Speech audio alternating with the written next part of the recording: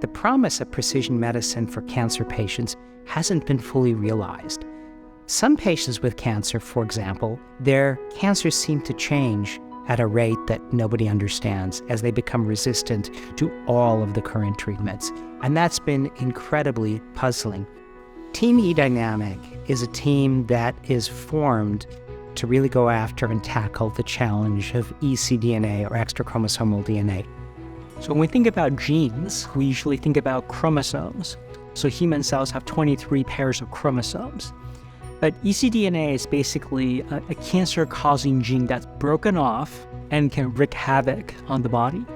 And unfortunately, patients that have cancers with ecDNA, the cancer is much more aggressive and unfortunately much more likely to cause problems to the patient, including resistance to our existing treatments and also more likely to cause death. Team eDyNAmiC has come together with experts that range from people who work in cancer genetics, evolutionary theory, mathematics, computer science, computational biology, chemical biology, chemistry, clinicians, patient advocates. We're all together as a team to try to tackle this enormously important problem. And that's the spirit of Team eDyNAmiC.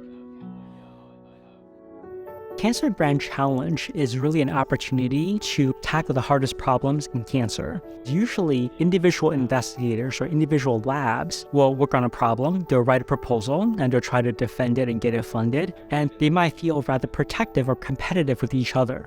And here we're really trying to set that all aside. Team eDyNAmiC is really a group effort. It's really team science at its best. We all want to work together so we can share information much more freely, so we can make progress much more quickly. We are the voice of the patients in the research. It's given the research our lived experiences, our knowledge of what happens to us, what happens to our bodies when we go through this treatment. 10 years ago, this wouldn't have happened. There wouldn't have been any patient advocacy in this kind of research because it was science-based, it was in the lab. It wasn't dealing with patients direct. There is hope. The research we're doing now is huge. It is going to save lives. I'm just glad to be part of it.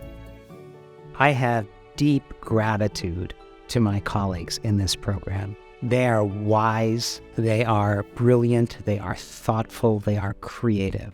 And it is that spirit that really guides this whole program and lends confidence that we are going to tackle this challenge together.